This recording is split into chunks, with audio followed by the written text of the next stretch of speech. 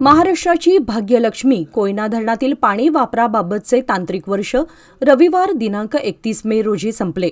या तांत्रिक वर्षाच्या अखेरीस कोयना जलाशयात उपयुक्त पाणीसाठा केवळ 11 टीएमसी उरला असून तो गतवर्षीच्या तुलनेत निम्माच आहे।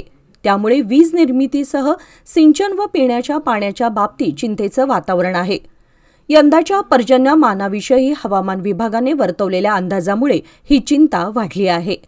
कोयना धरणातील पाणी वापराबाबतचे तांत्रिक वर्ष 1 जून ते 31 मे याप्रमाणे असते। त्यानुसार हे तांत्रिक वर्ष संपले असून नवीन तांत्रिक वर्ष 1 जून पासून सुरू होत आहे।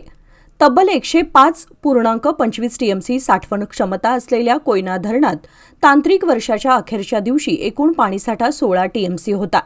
पैकी उपयुक्त पाणीसाठा 11 टीएमसी इतकाच शिल्लक आहे। संपूर्ण तांत्रिक वर्षात कोयना धरणातून अखंडितपणे वीज निर्मिती करण्यात आली। याशिवाय कृष्णा व कोयना नदीवर अवलंबून असलेल्या गावांची तहान भागवून शेतीसाठी पुरेसे पाणी मिळाले। भार नियमनाचेही संकट टळले। कोयना धरणाच्या श्री छत्रपती शिवाजी महाराज जलाशयातील सध्याचा पाणीसाठा महाराष्ट्राची चिंता वाढवणार आहे। पाणीसाठा मोठ्या प्रमाणात कमी झाल्याने जलाशयाची जागा उघडी पडली असून बाधित गावांचे अवशेष दिसू लागले आहेत।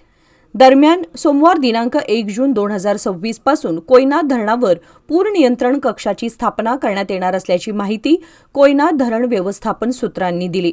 पावसाळा सुरू झाला की कोयना धरणातील पाणीसाठ्याकडे संपूर्ण राज्याचे लक्ष लागलेले असते। कोयना धरणाच्या पाण्यापासून सुमारे 2000 मेगावॅट वीज निर्मिती केली जाते। त्यासाठी धरणातील 67.25 टीएमसी पाण्याचा वापर केला जातो, तर सिंचनासाठी 30 टीएमसी पाण्याचा वापर केला जातो। कृष्णा पाणी वाटप लवादानुसार 1 जून ते 31 मे या कालावधीसाठी हा तांत्रिक पाणी करार केला जातो। 1 जून पासून सुरू झालेले पाणी वाटप कराराचे तांत्रिक वर्ष 31 मे रोजी संपुष्टात आले असले तरी कोयना धरणात सध्या 16 पैकी 5 टीएमसी मृत पाणीसाठा वगळता 11 टीएमसी पाणीसाठा शिल्लक राहिला आहे। चालू वर्षी उन्हाळ्यातील सिंचन व विजेची गरज भागूनही वीज भार नियमनाचे चटके बसले नाहीत। महाराष्ट्राची भाग्यलक्ष्मी म्हणून ओळखलं जाणारं आपलं कोयना धरण खरंच आपल्या भाग्यलक्ष्मी या नावाला सध्या सार्थ ठरत आहे।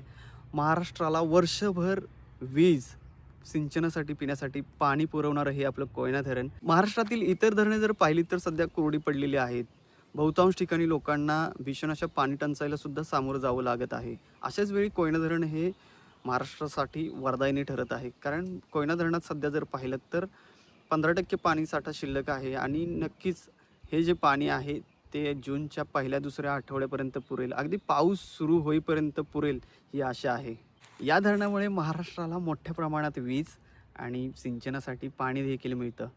यावर्षी देखील कोयना धरण परिसरात चांगला पाऊस पडावा आणि कोयना धरण भरावं हीच अपेक्षा आहे।